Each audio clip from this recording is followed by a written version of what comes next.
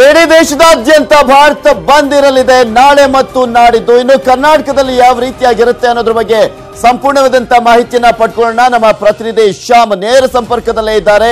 S Shyam, ನಾಳೆ ಏನಿರುತ್ತೆ ಏನಿರಲ್ಲ, ಕರ್ನಾಟಕದಲ್ಲಿ ಬಂದ್ ಎಫೆಕ್ಟ್ ಯಾವ ರೀತಿಯಾಗಿರುತ್ತೆ?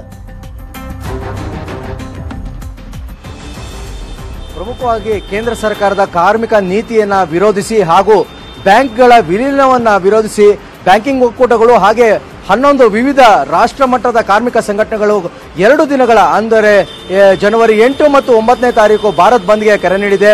ಪ್ರಮುಖವಾಗಿ ಸಾರಿಗೆ ನಿಗಮಗಳು ಮತ್ತೆ ಕಾರ್ಮಿಕ ಕಾಯ್ದೆ ಸಂಬಂಧಪಟ್ಟಂಗೆ, ಅದೇ ರೀತಿ ರೈತರ ಬೆಳೆಗಳಿಗೆ ಕನಿಷ್ಠ ಬೆಂಬಲ ಬೆಲೆ ನೀಡಬೇಕು, ರೈತರ ಸಾಲ ಮನ್ನಾ ಮಾಡಬೇಕು, ಅದೇ ರೀತಿ ಡಾಕ್ಟರ್ ಸ್ವಾಮಿನಾಥನ್ ಆಯೋಗದ ಒಂದು ವರದಿಯನ್ನು ಜಾರಿಗೊಳಿಸಬೇಕು, ಹೀಗೆ ನಾನಾ ಬೇಡಿಕೆಗಳನ್ನ ಈಡೇರಿಸಬೇಕು ಅಂತ ಆಗ್ರಹಿಸಿ ವಿವಿಧ ಕಾರ್ಮಿಕ ಸಂಘಟನೆಗಳು ಮತ್ತು ಬ್ಯಾಂಕಿಂಗ್ ಒಕ್ಕೂಟ ಈ ಒಂದು ರಾಷ್ಟ್ರ ಮಟ್ಟದ ಬಂದ್ಗೆ ಕರೆ ನೀಡಿದೆ.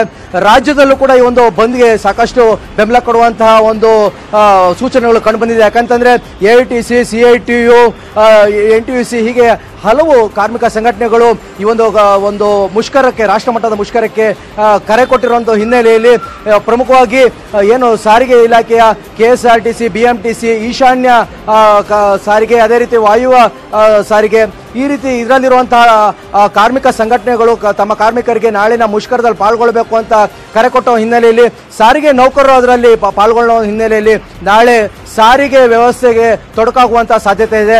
ಅದೇ ರೀತಿ ಶಾಲಾ ಕಾಲೇಜುಗಳು ಇರುವುದು ಕೂಡ ಡೌಟ್ ಅಂತ ಹೇಳಲಾಗ್ತಾ ಇದೆ. ಅದೇ ರೀತಿ ಬ್ಯಾಂಕಿಂಗ್ ಒಂದು ಕಾರ್ಮಿಕರು ಕೂಡ ಈ ಒಂದು ಮುಷ್ಕರದಲ್ಲಿ ಪಾಲ್ಗೊಳ್ಳುವ ಒಂದು ಹಿನ್ನೆಲೆಯಲ್ಲಿ ಒಂದು ಆರ್ಥಿಕ ವಹಿವಾಟಿಗೂ ಕೂಡ ತೊಡಕಾಗುವ ಸಾಧ್ಯತೆ ಇದೆ. ಪ್ರಮುಖವಾಗಿ ಔಷಧಿ, ಆಸ್ಪತ್ರೆ, ಟ್ರಕ್, ಆಪ್ ಆಧಾರಿತ ಟ್ಯಾಕ್ಸಿ, ಹೀಗೆ ಜನಸಾಮಾನ್ಯರಿಗೆ ಅಗತ್ಯವಾಗಿರುವಂತಹ ಸೇವೆಗಳು ಅದಕ್ಕೆ ಆಬಾಧಿತವಾಗಿ ಮುಂದುವರಿಯುತ್ತೆ. KSRTC ಮತ್ತೆ BMTC ನಿಗಮದ ಅಧಿಕಾರಿಗಳು ಹೇಳುವಂತೆ ನಾವು ಯಾವುದೇ ರೀತಿ ಬಂದ್ಗೆ ಬೆಂಬಲ ಕೊಡಲ್ಲ ಅಂತ ಹೇಳ್ತಾ ಇದ್ದಾರೆ.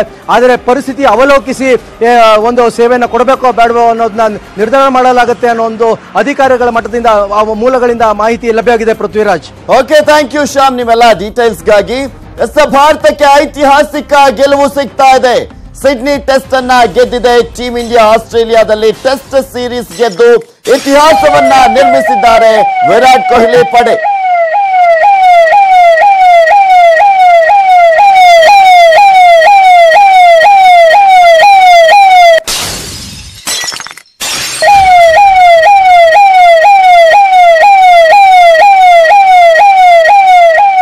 ವಿರಾಟ್ ಕೊಹ್ಲಿ ಅವರ ನೇತೃತ್ವದ ಟೀಂ ಇಂಡಿಯಾ ಆಸ್ಟ್ರೇಲಿಯಾ ನೆಲದಲ್ಲಿ ಇತಿಹಾಸವನ್ನ ನಿರ್ಮಿಸಿರುವಂತದ್ದು. 4 ಟೆಸ್ಟ್ಗಳ ಪಂದ್ಯದಲ್ಲಿ ಸರಣಿ ಜಯವನ್ನ ಸಾಧಿಸಿದೆ.